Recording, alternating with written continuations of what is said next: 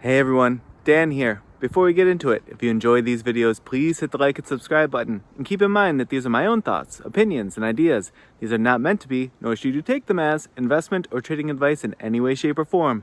Do your own due diligence, put in the work for yourself, and make your decisions based on that. Enjoy.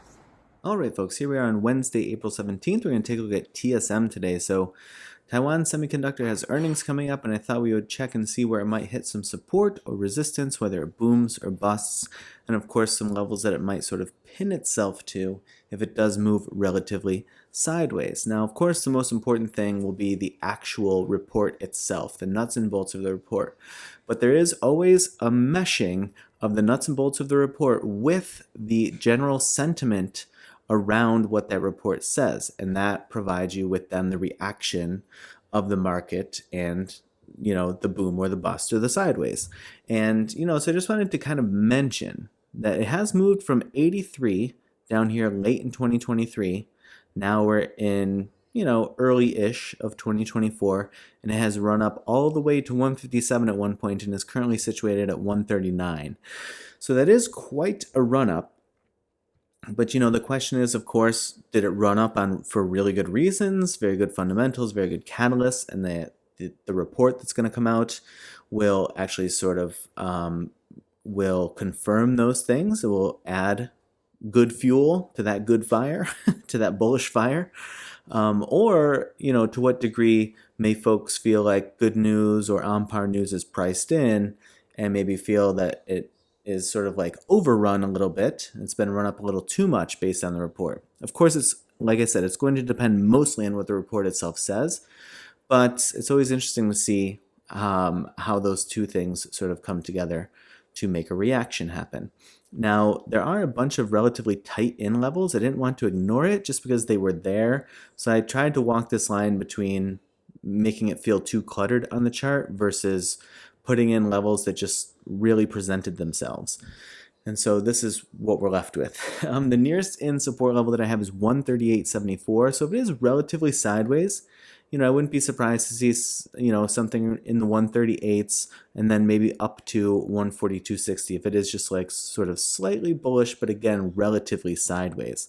Now, if it's more bullish than that and it sort of starts to get a little jumpy, 146.26, 149, and then all the way up here at 157, there's potentially a level here, somewhere around 152-ish or so if we kind of split the difference, but there's pretty thin price action to go off of to pull in a level. But, if it does sort of settle between 149 and 157.77, maybe look at something around 152, but I'm leaving it off for now because there's just not enough. It's more speculative than the other levels. Now, if it does have a more negative reaction, it loses that 138.74, 134.43, 128.70, and then it gets dippier down to 118.89, 110.12. There's this gap down here that's still unfilled. It would get into that at about 109.04, and it would fill it at about 102.91. So not the biggest gap in the world, but it is pretty far away if it were to come down to fill that. And these aren't to say that it's going to move to any of these extreme levels like the 157 or the 110 just based off of the earnings and in one day. But if it does have a persistent move in one direction, I wanted to try to sort of plot a decent course in both directions, in case that happens. Now, on the think or swim side of things, if we look back here, we had trigger and fire in the TTM squeeze indicator. You look at this first trigger and fire, and it was a relatively short trigger, or I guess that's actually probably a normal-ish size trigger, to be honest, but the fire was so long and didn't do much for so long. So it was kind of a dud of a fire, but then here, if we consider this very brief trigger as a re-trigger and a refire, then it really set off the motion. And so I'll tell you why this is interesting in a moment. And you see there it brought the price action from 100 or so, or maybe even a bit under 100. That's when it ran all the way up during that fire up to that high 150s. Now, why that's interesting is we may have a similar-ish situation just as it pertains to the trigger and fire mechanism or indicator itself. Reasonable or pretty on par normal trigger length, fire, nothing really happened. Now the big obvious difference here is that this fire is very short. As of today, the price, the day is closed, so this will be settled as a trigger candle. So the night before earnings, is putting in a trigger candle at the mid-range of the channel. And that is coming off of a recent trigger and fire that yielded nothing except for basically just returning it back to the mid-range of the channel. So I'm quite interested to see if this, once again, is another retrigger, even if it's just one candle retrigger. And then fire, based off of the report that comes out in the morning, may add additional fuel to the fire and allow for the possibility of a more outsized reaction. Now, which way that goes is, of course, the question.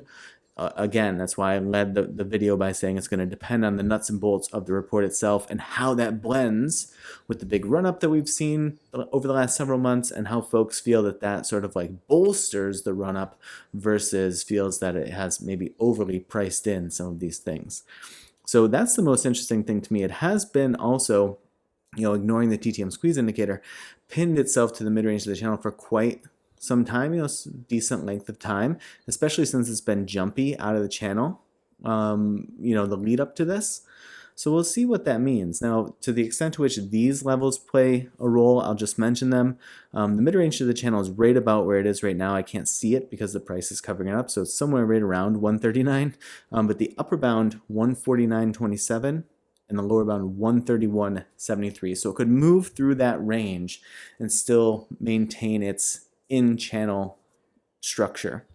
But of course it has it's more than capable of putting in price action out of the channel. And as much as you see it out of the upper bound of the channel here, just keep in mind, I'm sure it's just as capable of putting in meaningful and persistent price action outside of the lower bound of the channel as well. So we'll see how those things come together and how these levels play out very, very soon. And we'll go from there. All right, folks, I hope that you've had a happy hump day.